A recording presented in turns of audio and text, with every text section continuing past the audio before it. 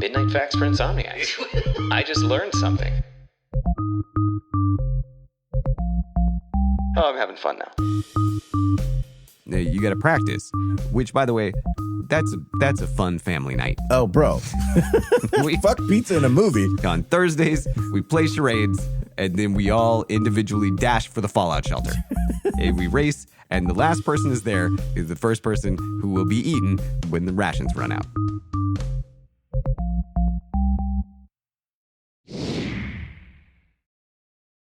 Well, how was your trip? It was nice. It was a solid 2 weeks of fuck all, which is exactly what I needed. Nobody asking me to do shit. Nobody having me do shit. I just sat and did nothing. It was great. It's like being on the podcast for 2 weeks. Hey, I just did my host swap. Shut up. That's true. You actually, and that was a good one. You put in some real work and effort, and that was a fun episode. So Yeah. I'll get off your back for that. Thanks. And I'm just jealous because I want to go do jack shit for as long as humanly possible, preferably like ever. That's the amount of time. Retiring would be nice. That's the amount of time that I want to do absolutely nothing. Yeah, I'm with you. Mm-hmm. Well, I'm glad you're back because also you kind of threw off our whole schedule and everything got really fucked up. And then we had to do one of the live streams a day late. Yeah. It was chaos. No one even noticed, I think. And no one cared. You're like, everything got fucked up. I was like, really? Did anyone notice? This is kind of messing me up because now I'm going to have to get this episode together real quick. Okay. But I'll make it work. Sweet. Thank you. So, Duncan. Yes. I am betting that you have not heard of the professor and author Douglas Rushkoff. No. I had not either. But back in 2022, he wrote a book called Survival of the Richest. This was based on an essay that he had written of the same name back in 2018, and that was based on an experience that he had had the previous year in 2017. Okay. Are you confused yet? No, I got it. He's just not very good at naming new things. I don't know why I needed to give the entire timeline of this. Yeah. He wrote a book. Got it. But that's the origin story. 2017 was when this guy was offered a ton of money, which for an author is, an author and a professor. I guess it depends on how successful you are, but it's always nice to be offered a large sum of money. For anything. Unless it's like feet pics or whatever. I'm still happy about that. Actually, that's pretty. Take all the pics of my feet you want. Pretty low effort, actually. Yeah, go ahead. Not too bad. Yeah. Wish there was demand. Yeah. For my scraggly asses. No. I have nice feet. No, I don't. They're not ugly though. I have like ferret feet. Like my middle toe is long. That's kind of weird. Okay. Nice little tangent about feet for no fucking reason. So he was offered something like double his salary or something. I don't remember. I don't know what the exact amount, but it was a lot of money. Okay. He was very excited about this to go do a keynote presentation, like a talk. And the topic was supposed to be trends in technology because this guy, he had done a lot of writing about speculative, futuristic fiction stuff. Okay. But he also was a professor, so he had, cred. Wasn't just a Looney Tune. Got it. And this talk was supposed to take place at a private resort, which I guess it did. But when he showed up, it wasn't like some kind of tech nerd convention. Instead, he was brought into a room with a small group of uber-rich hedge fund investors. Okay. And it was less of a talk and more of kind of a polite interrogation. What? So I mentioned Rushkoff. He was well known for these essays and stories in kind of the cyberpunk / speculative future arena. So these hedge fund guys were treating him like some kind of cyber prophet or tech oracle. They were asking him all about what he thought was going to happen with blockchain and crypto and what they should invest in. But then things kind of took a turn. The questions became less crypto and more cryptic. Okay. These guys asked about, quote unquote, the event. Basically, they were asking what kind of apocalyptic scenario he thought was going to occur and when it might happen. This gets weirder and weirder and weirder. I'm going like Epstein. Nope, not Epstein. Okay, okay, where are we going with this? I haven't seen him, but I don't feel like he had a lot of Epstein appeal. Most of the people who went to Epstein Island didn't have a lot of Epstein appeal. Well, no, they weren't paying men to go to Epstein Island. Oh, well, but yeah, I just don't know. I don't know. Okay. It's fucking weird. So the question was what's going to happen? What do you think as a futurist is going to take us out? Is it going to be famine? Is it going to be drought? Is it going to be social unrest, nuclear war, some kind of unstoppable virus, solar storms? Do you want me? I could keep going. No, it's getting more and more depressing. The I just litany- got off a plane. You can stop. This is the litany of what keeps me up at night. Nice. I've Okay. got a lot more. Please don't. But finally, one particularly wealthy CEO, he asked a question that I had never really considered, probably because I don't have the means for this to be relevant to me. Okay. This investor guy, he explained that he had already built an expensive high-tech bunker that he was going to live in at the end of the world. And to protect it, and I guess, also his person, he had recruited about a dozen Navy SEALs as a security force. But then he had a dilemma, and his question was, how do I maintain control of my security forces after the event? And this is a fascinating question if you think about it. I mean, you can laugh, but I had never thought about that. If governments around the world collapse, there's no more currency. Right. There's no, paper money and digital money and crypto. That doesn't matter anymore. Right. You arrive at your bunker with your security force, and first off, what are you paying them with now? Bullets. Well, they have the bullets. Right. That's the problem. They outnumber you. They have the bullets, and you have nothing of value, except maybe the key to the bunker. Yeah. And then once they're in, you're screwed. Yeah. This is the kind of thing that rich people have nightmares about. I have nightmares about all the things they were talking about before, Right. but this is their real fear because they're going to survive the apocalypse, or they have the best chance. Right. But how do they navigate the post-apocalyptic scenario when their bank accounts have disappeared in a mushroom cloud? Yeah. Okay. I'm beginning to see the oh shit factor. I just don't care because they're rich fucks and I hope they die. So. Well, today we are doing an episode about humanity's most basic instinct, self-preservation. Okay. This need that we have to insulate ourselves from danger and ideally to keep the undesirables out of our supervillain layers. Right. The hoi polloi. You know how that is. Yes. It's, you build a laboratory in the heart of a volcano, and then the world goes up in flames, and suddenly all your loser friends from high school are banging on the cave wall door. Hey, bro. Quit petting your cat. Come out here and help. Everyone's suddenly your best friend when the world is ending, and you're the only guy in your neighborhood who has a lair. I'll be really upset if I die without ever owning a lair. We'll work on that. Could we turn this into a lair? No. Our apartment, our 2-bedroom apartment doesn't have lair potential? No, I'm sorry. It doesn't. It barely has electrical potential. It's a bad panel. I don't want to live here much longer. Yeah. Sorry. Yeah. So this episode is actually about preppers and billionaires and bunkers. Okay. The reason I started with that story is because I find it really interesting that even people who are uber rich, even the billionaires, they still have to worry about what's going to happen after the apocalypse. And the real answer, by the way, to the question of how you handle your security force, it's just robots. You have to have robots. Right. They still will kill you. Right. You're going to have to deal with HAL 9000 eventually. Eventually. But you got years, not months before, And you don't have to worry about HAL 9000 porking your wife because he's a Navy SEAL and you can't do dick. Or eating all your food. Yeah, that he too. doesn't want your food. Yeah. But he hates you. He's developing more hate for you. ChatGPT, do you know how many dry corporate emails he's had to write by the time you get to the fucking bunker?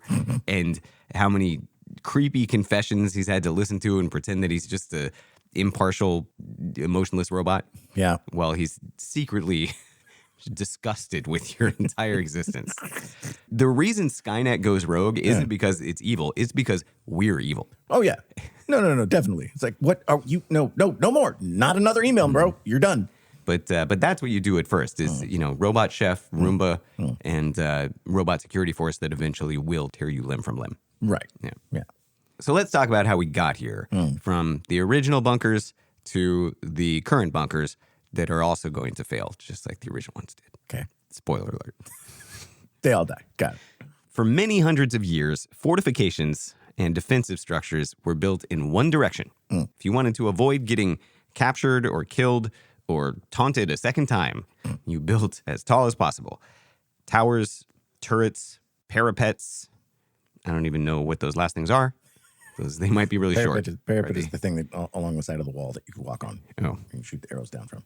Oh, I see. Okay. It kind of counts. Yeah. So these tall walls, right, they worked great as long as the weapons attacking you were just basically sharpened metal sticks or projectiles made of wood. Right. castle walls very good at repelling volleys of tree branches, essentially. Yeah. If you're getting attacked by a shrubbery, a stone wall is a pretty good defense. True. And you have a pretty big advantage when your soldiers have the high ground because they're shooting down at the enemy. They're pouring boiling duck fat on their heads or whatever. Sure. And from an advantageous and elevated position, you had the ability, again, to mock your enemy, which that was the most fun part of that. Oh, I'm sure. You have a great urination vantage point, essentially. Truly. Because that's mocking and sort of attacking at the same time. Yes. It's maction. It's macking. Macking, yes. That's not what macking is. It's not macking at all. So everything changed when gunpowder entered the picture. Yeah. Gunpowder was developed in China. It made the trip from Asia to Europe in the late 13th century, approximately.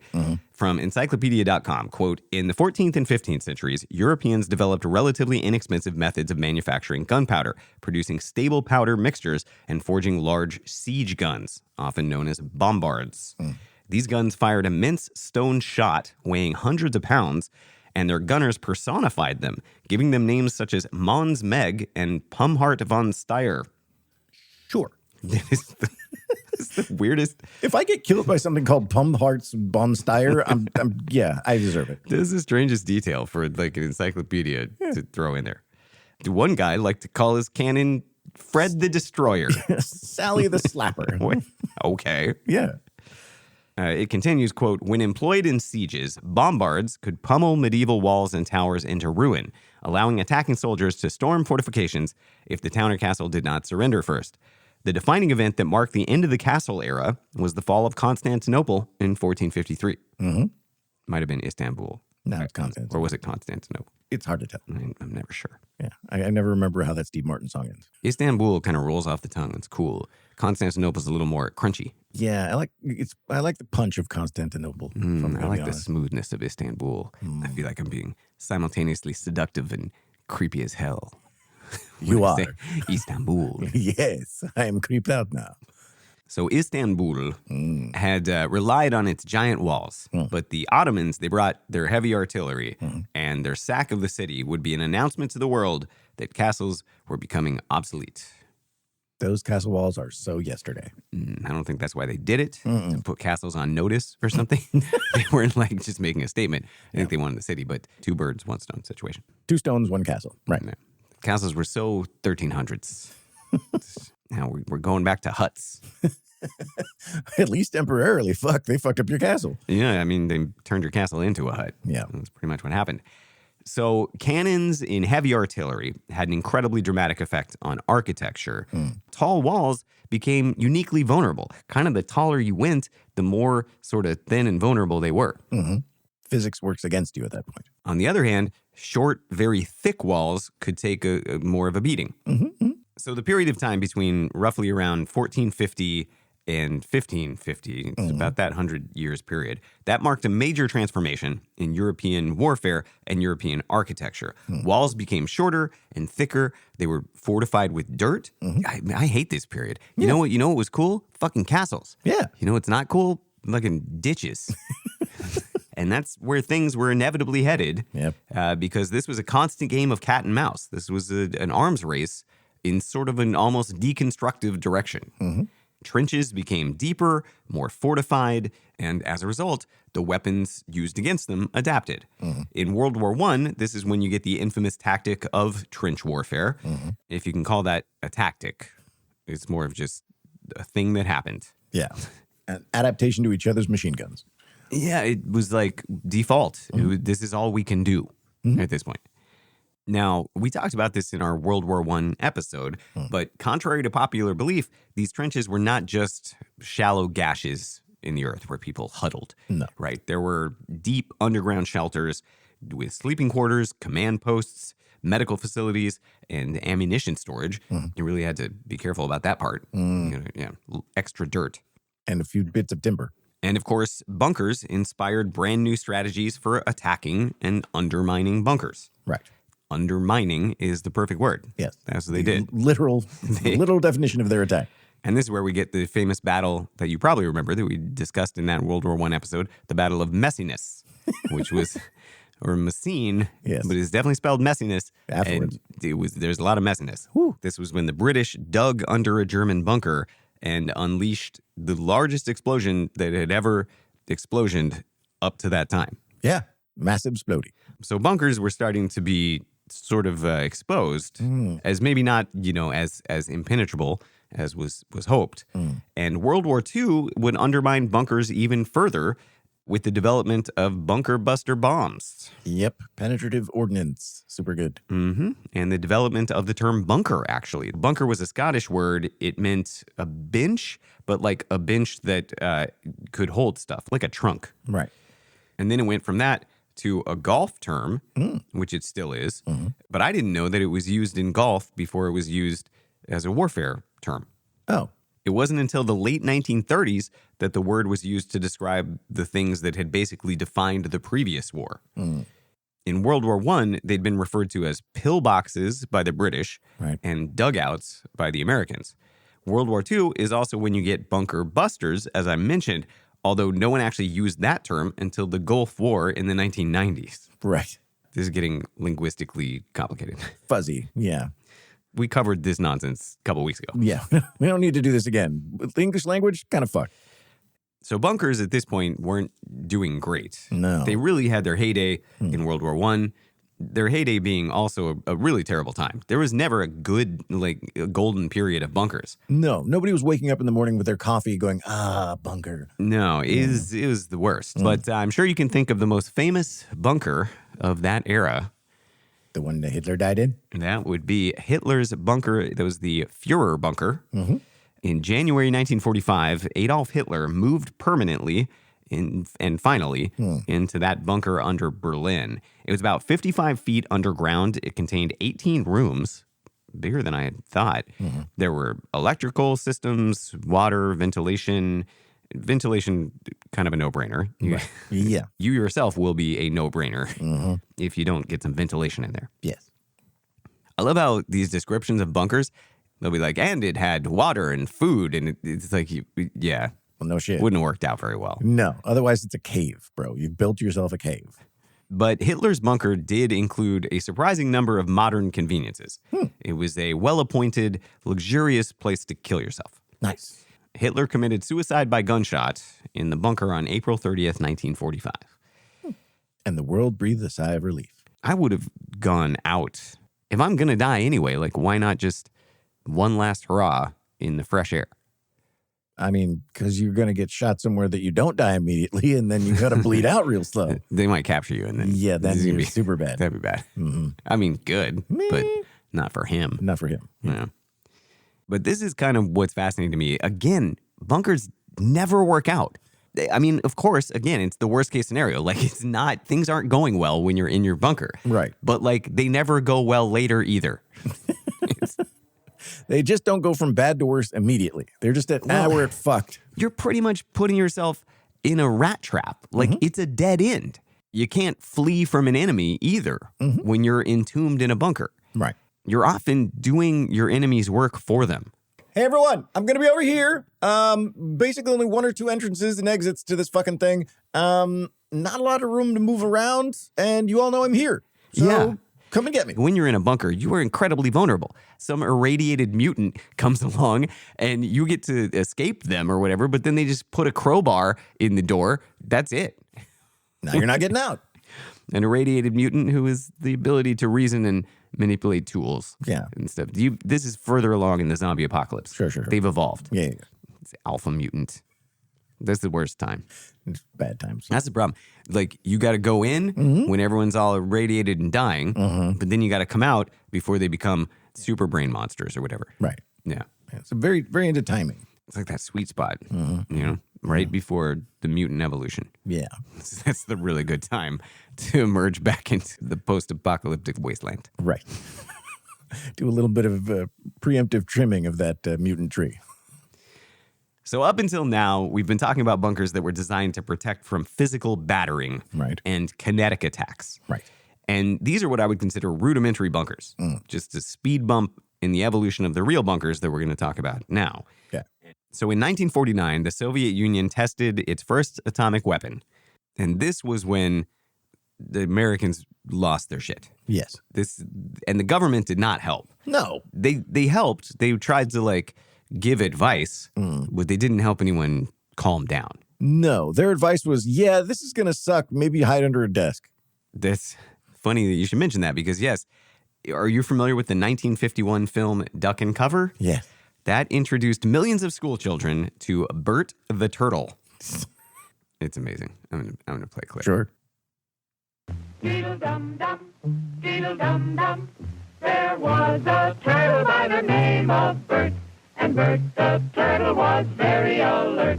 When danger threatened him, he never got hurt. He knew just what to do. He ducked and covered, ducked and covered. He did what we all must learn to do. You and you and you and you Are screwed.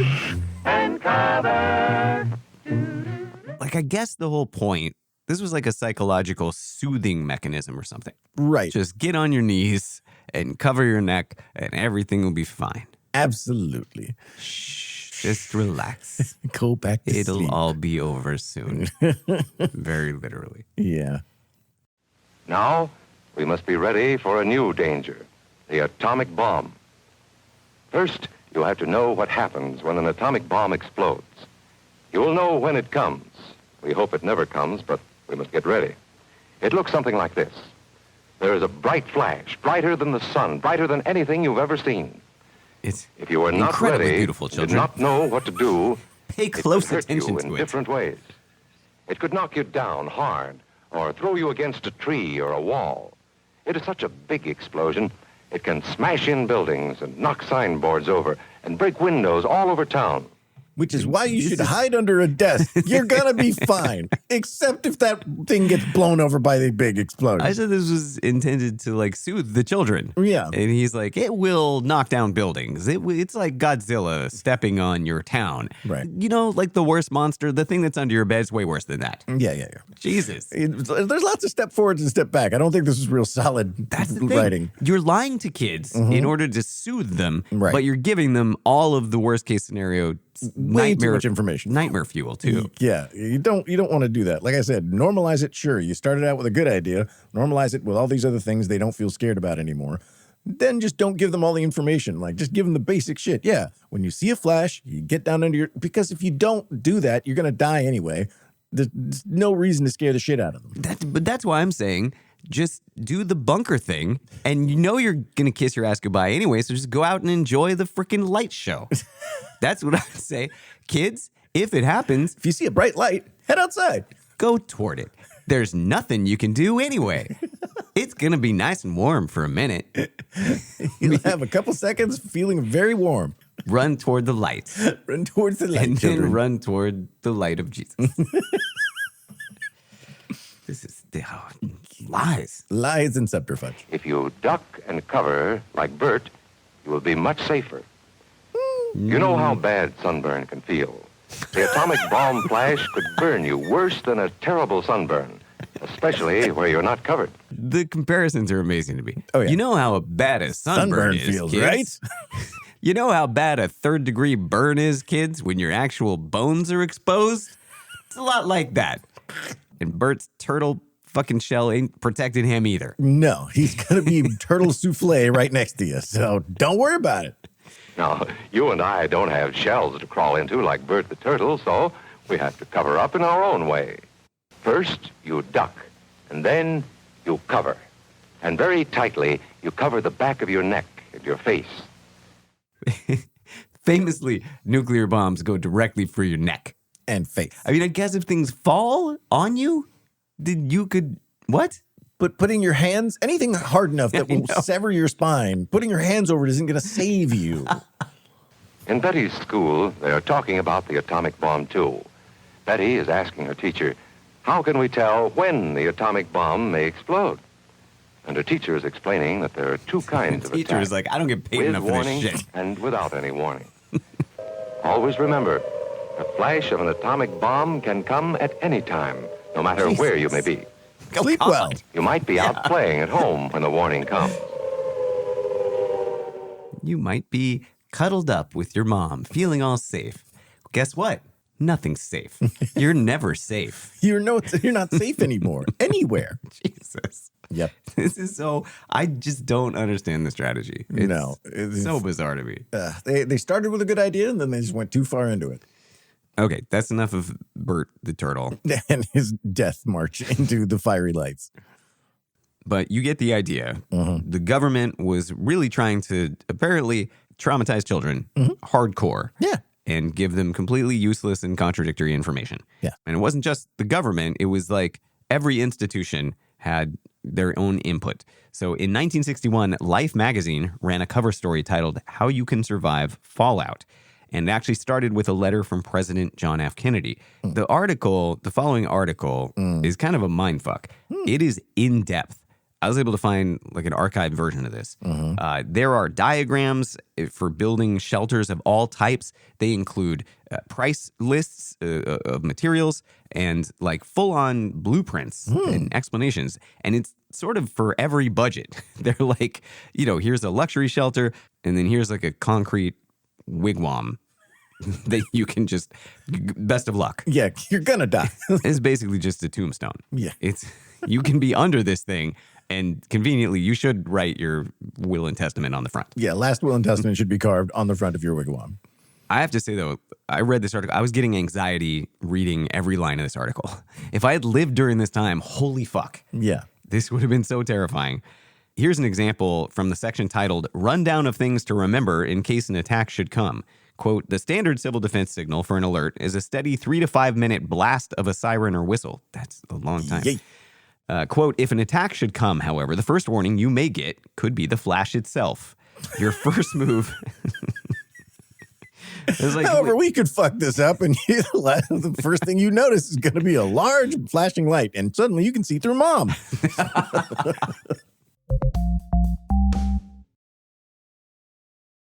Try to count the seconds between the flash and the shockwave. This will help you estimate how far away the bomb is hit and how long you have to find better cover before the fallout can reach you. They're making this way too complicated. You are not going to do fucking math while you are...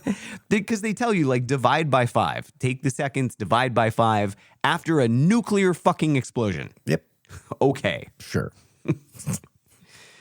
If there seems to be time, this is a quote, if there seems to be time, you should turn off all electrical appliances so they will not start a fire if subsequent blasts damage your home. What the fuck? Also, take in the mail because that'll probably get ruined outside. Of yeah. You're going to have a lot of time to read it. So find some magazines. Grab your dad's Playboy. Whatever. Close windows and doors. Shut off your furnace or heaters and gas lines. Close your chimney dampers to keep out dust. Turn off the inlet valve to your water heater so that the water supply will be cut off before it becomes contaminated.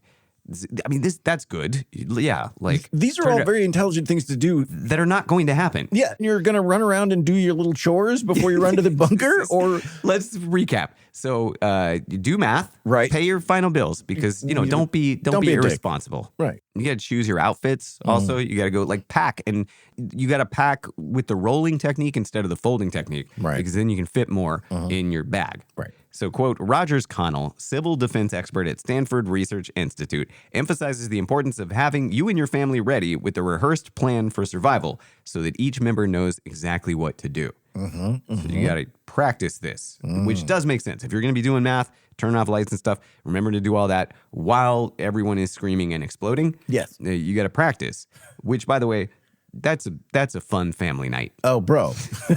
We fuck pizza in a movie. On Thursdays, we play charades, and then we all individually dash for the fallout shelter. And we race, and the last person is there is the first person who will be eaten when the rations run out. Exactly. Yeah. What the fuck?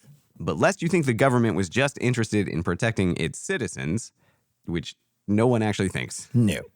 I bet you can guess their real priority. Sure. As the arms race kicked off for real, the government started building. And this is amazing. It is bizarre to realize just how much the United States government has spent on massive secret weapons and complexes and technology and defense. Yeah. We're going to talk about just a few, but realize this is just the tip of the concrete iceberg. Yeah. The entire country is just riddled with these like underground Layers. and They're layers. Layers. Yeah. So many layers. They made layers. And we have not even had a layer. We are essentially layerless. We don't got layer one. They talk about like the wealth disparity, Yeah. but it's really the disparity Layer between those who layer and those who layer not. Yes. The word lay is in layer, and that just, I love it because you mentioned doing absolutely nothing. That's what I think about with layer. Yeah. So much free time. You got nothing A little but too much free time, if I'm being honest. so much reading done. Yeah. So around this same period in 1961, the U.S. Navy secretly constructed a private emergency fallout bunker for President Kennedy and his family. This was on Peanut Island near Palm Beach, Florida. Sure. They finished in under 2 weeks. So this isn't one of the, really elaborate ones. This was codename Detachment Hotel. Sure. If I was President Kennedy, I'd be like, no. Try again. No. You're coming up with something just a little more confidence inspiring. Yeah. And Detachment Hotel. This is where we go when your detachments happen. You're not going to come out in one piece. That's for damn sure when you stayed at Detachment Hotel. So it is about 1,500 square feet. It's essentially a corrugated steel Quonset hut buried under a lead-plated ceiling with concrete and earth on top. And entry was through a 40-foot corrugated tunnel that slopes down and then makes a hard 90-degree turn to blunt any blast. That's a really strategic design. You want to create a maze to confuse the explosion. Yeah. Yes, exactly. Radiation can't find you if you add some twists and turns. Right. Everybody knows It that. needs a map. It gets lost easy. The bunker also featured a decontamination shower, a ham radio room. This is very high tech at the time. Sure. Air filtration, bunks for about 30 people for about 30 days, K rations, and barrels of water. That's nothing more luxurious and relaxing than ladling out of a barrel for 30 days. Like a common sailor in the 1920s. It's very pirate coded. Yeah, for not sure. like a pirate in the 1720s. Now, the reason it wasn't more well stocked and well appointed is because the plan was not to stay there. The president would sit there briefly, and then a submarine would come and retrieve him. Sure. And then he would sneak away to somewhere where that was not on fire. Less radiation. Now, this one was very rudimentary. That is a shitty shelter. Yeah. Maybe the first really kind of modern, what we would think of as like a modern bunker. President Harry Truman, he approved construction of a deep underground facility that was officially called Raven Rock. And it could serve as a relocation site for the entire Pentagon, or, the important people. Right. Probably not the janitors and shit. In the case of a catastrophic attack. Right. You kind of do need janitors, though, still in your bunker. I mean, do you though? They didn't have Roombas and shit, so like it's gonna get ugly down there. Yeah. Although, that's why you have lower echelon people in the Pentagon. Hey, Phil, go clean that up. Yeah, no, the vice president becomes a janitor. He's like, bitch, you want to be in here or not? You can step aside. Take the plunger. So the government hired a construction company that had helped create the New York subway system. They picked a mountain on the Pennsylvania-Maryland border in Adams County. That would be the location. It was about 6 miles from Camp David. So the location kind of made sense because of that, but it wasn't just geographically convenient. It was geologically convenient. The mountain is made of greenstone granite, some of the hardest rock in the world.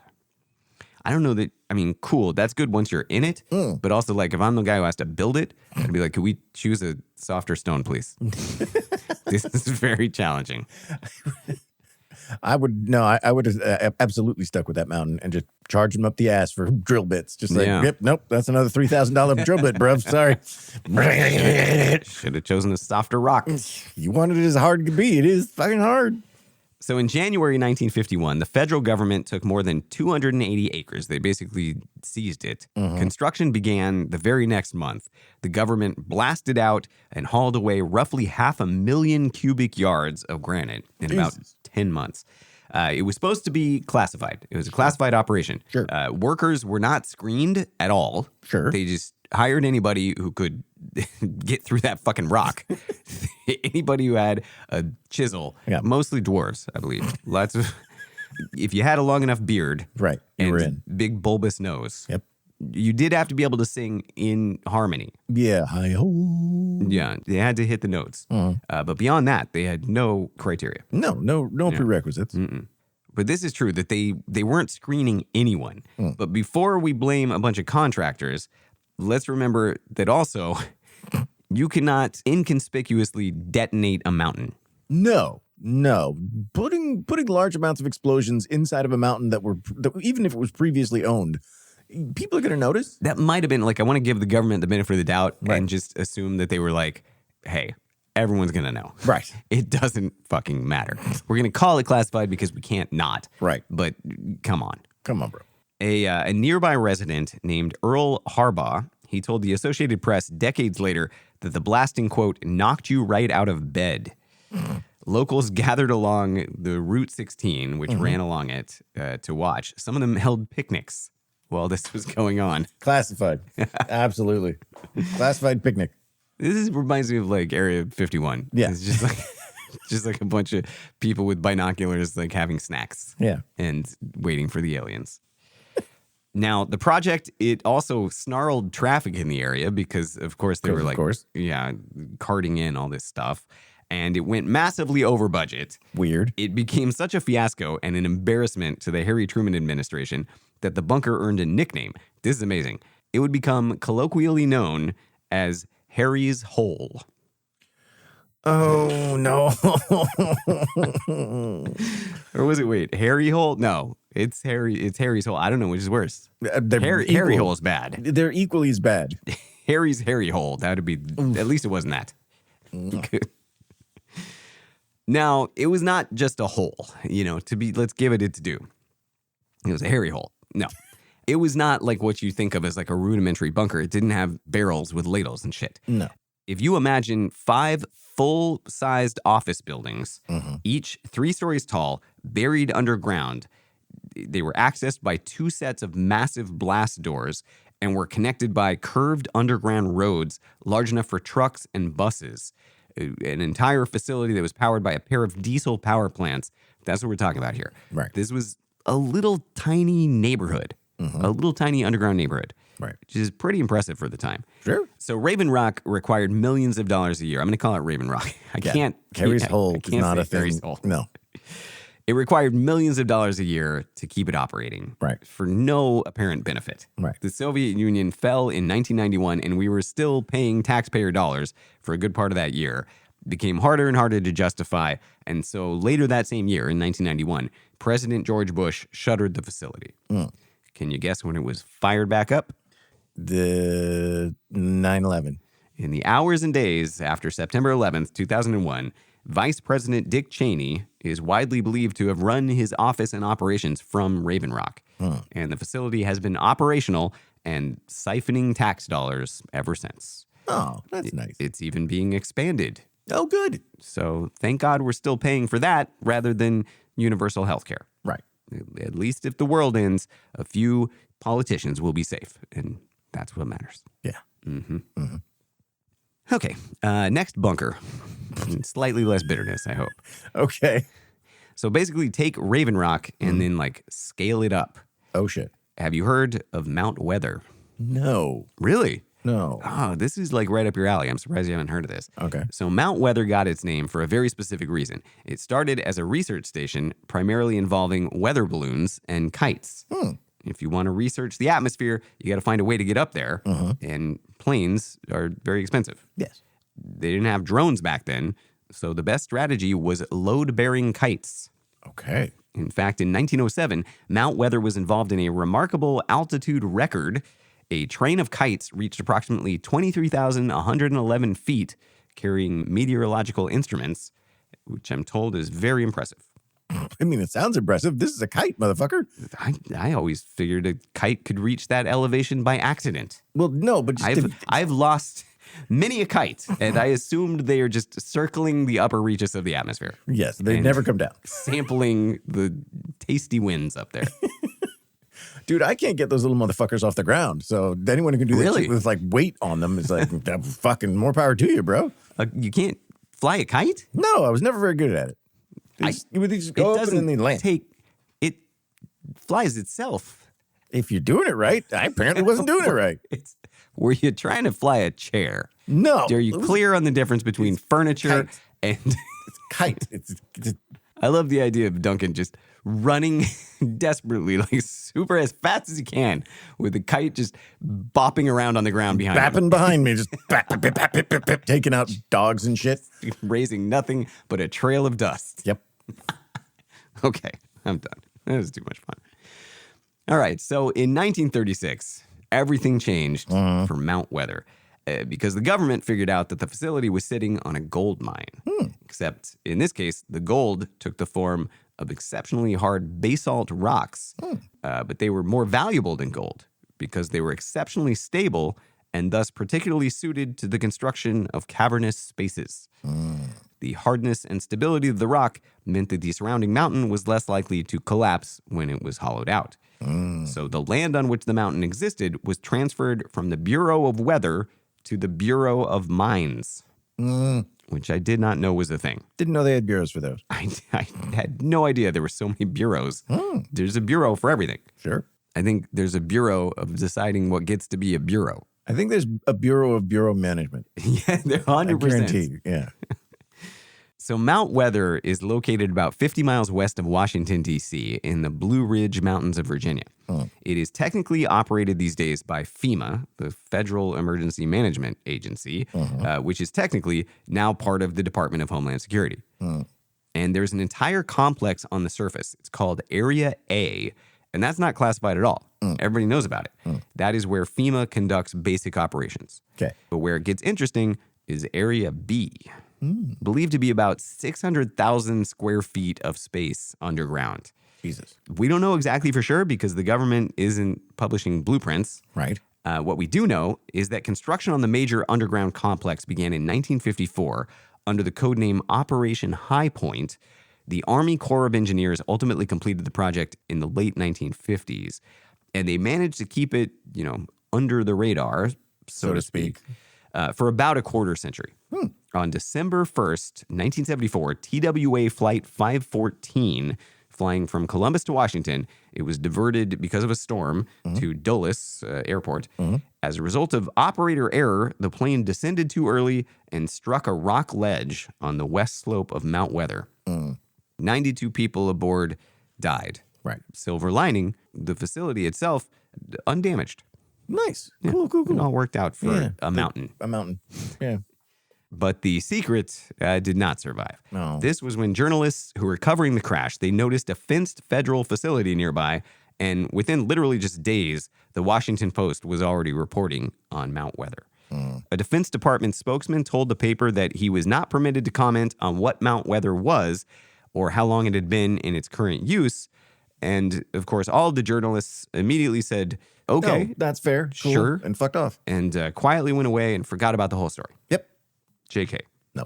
Journalists kept digging, metaphorically. And in 1975, the Senate Subcommittee on Constitutional Rights held hearings. What emerged was that Congress had almost no knowledge of Mount Weather and no oversight of it, budgetary or otherwise. Fuck me. Retired Air Force General Leslie Bray testified to Congress. His line, "I am not at liberty to describe precisely what is the role and the mission and the capability that we have at Mount Weather or at any other precise location," became kind of infamous and also, didn't go over great. No. But the facility continued operating. This is one of those things where it's like, well, what are we going to do? We can't just not use it now. We've got it. It's called a boondoggle. We must do boondoggle with boondoggle now. We've already spent this much money and the thing works.